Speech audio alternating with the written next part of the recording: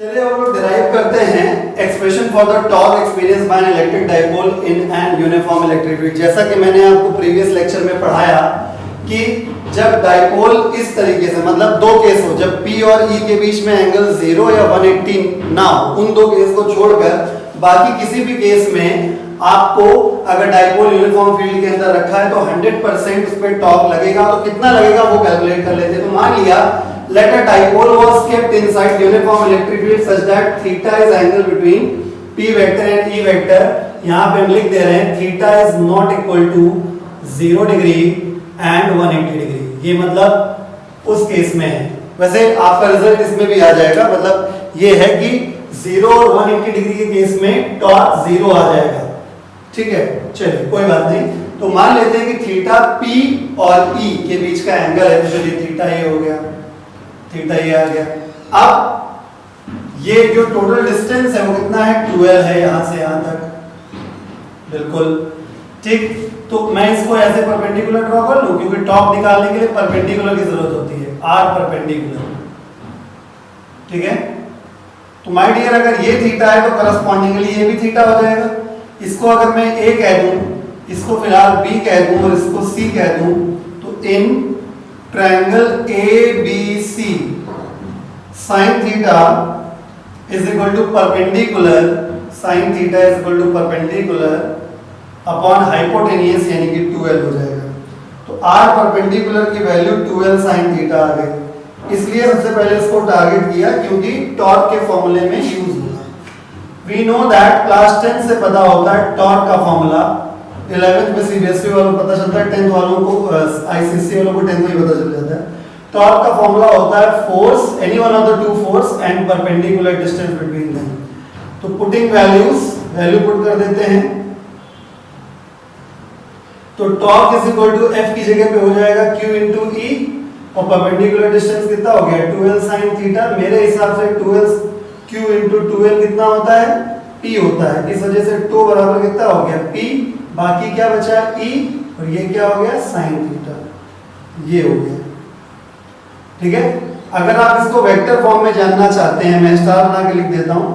Torque is a vector quantity, tau is equal to P cross E होता है। अगर board exam में पूछ लिया जाए कि वेक्टर फॉर्म में टॉर्क का फॉर्मूला लिखिए तो ये आएगा। ठीक, खैर यूज यही होना है, हम इसी को आगे कंटिन्यू करते हैं। दो स्पेशल केस हैं, ठीक है, कि मैक्सिमम टॉर्क कब होता है, मिनिमम टॉर्क कब होता है। ठीक है, तो tau is equal to PE sin theta, बहुत ध्यान से देखिएगा। Tau is equal to PE sin theta, दो केस हमें पढ़ने हैं, मैक्सिमम टॉर्क और एक पढ़ना है मिनिमम टॉर्क। मैक्सिमम टॉर्क तब मिल सकता है जब साइन थीटा की वैल्यू मैक्सिमम हो, यानी साइन थीटा इस केस में मैक्सिमम यानी +1 हो जाएगा। और मिनिमम टॉर्क तब मिल सकता है जब साइन थीटा की वैल्यू मिनिमम हो, यानी कि 0, -1 ना मानिएगा, मैथ्स में -1 लिया जाता है, फिजिक्स में 0।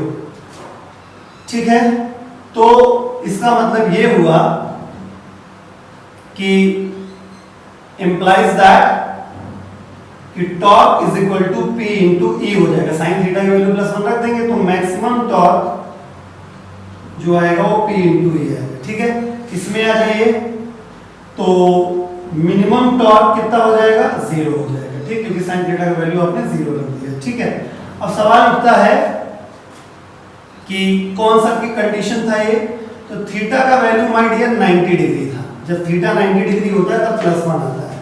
यानी कहने का मतलब ये हुआ कौन से केस में, कि जब इलेक्ट्रिक फील्ड ऐसे हो और आपका डाइपोल ऐसे या ऐसे हो, ऐसे या ऐसे मतलब +q -q ऐसे या +q -q ऐसे, जिसमें इलेक्ट्रिक फील्ड ये होगी तो ये डाइपोल मोमेंट की डायरेक्शन इस केस में होगी और इस केस में डाइपोल मोमेंट डायरेक्शन ऐसे ही होगी।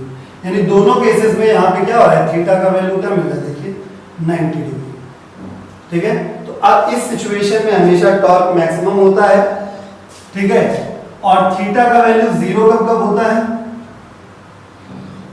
मतलब साइन थीटा वैल्यू 0 कब कब होगा, जब 0 डिग्री होगा और जब 180 डिग्री होगा। यानी कहने का मतलब ये, जो मैं थोड़ा सा पहले बता भी चुका हूं आपको, कि दो केसेस होते हैं। पहला ये वाला, इलेक्ट्रिक फील्ड में डाइपोल ऐसे रखा हो, -q + q ऐसे, डाइपोल मोमेंट ये हो और ये इलेक्ट्रिक फील्ड हो, ठीक है। इस केस में थीटा इक्वल टू कितना हो गया, 0 डिग्री। इस केस में क्या हो जाएगा, इलेक्ट्रिक फील्ड ये है, डाइपोल हमारा -q है और ये +q है, डाइपोल मोमेंट की डायरेक्शन ये हो जाएगी। इस केस में थीटा इक्वल टू कितना आ रहा है, 180 डिग्री। इन दो केसेस में टॉर्क 0 रहेगा और इन दो केसेस में टॉर्क मैक्सिमम रहेगा। मैक्सिमम टॉर्क P होता है, मिनिमम टॉर्क 0 होता है। चलिए टॉर्क के ऊपर एक न्यूमेरिकल कर लेते हैं। न्यूमेरिकल है an electric dipole with dipole moment, यानी P का वैल्यू हमको दिया हुआ है 4 × 10⁻⁹ coulomb metre is aligned at 30 degree with the direction of uniform electric field, यानी डाइपोल मोमेंट का डायरेक्शन यूनिफॉर्म इलेक्ट्रिक फील्ड के साथ 30 डिग्री का है, यानी सीधा सीधा बोला गया कि थीटा इक्वल टू 30 डिग्री हो गया। Magnitude of electric field intensity जो है वो 5 × 10⁴ न्यूटन पर कूलॉम है। तो calculate the magnitude, point to be noted, torque vector quantity है, डायरेक्शन लिखनी पड़ जाती तुमको, लेकिन बचा लिया गया। क्यों? उन्होंने कह दिया कि मैग्नीट्यूड बताइए सिर्फ, ठीक है। वैसे भी टॉर्क जब भी आएगा आपको वो मैग्नीट्यूड निकालने के लिए बोला जाएगा, ये अच्छी बात है आपके लिए। तो टॉर्क का मैग्नीट्यूड फाइंड करना है, तो हम लोग जानते हैं टू बराबर होता है P × E × sin थीटा। तो टाउ बराबर P का वैल्यू हो गया 4 × 10⁻⁹, E का वैल्यू 5 × 10⁴ और sin थीटा यानी sin 30, ठीक है। तो ये आंसर आ जाएगा 10⁻⁴ न्यूटन मीटर। याद रखिएगा टॉर्क का यूनिट न्यूटन मीटर होता है हमेशा, ठीक है। आप चाहें तो यहां से भी निकाल सकते हैं, तो कूलॉम मीटर न्यूटन, इसके टर्म्स यहां से भी आ जाएगा, है ना। न्यूटन पर कूलॉम, कूलॉम × मीटर, कूलॉम से कूलॉम कैंसिल, तो न्यूटन मीटर पे याद रखिएगा। तो मैग्नीट्यूड सिर्फ निकालना था, तो मैग्नीट्यूड आ गया।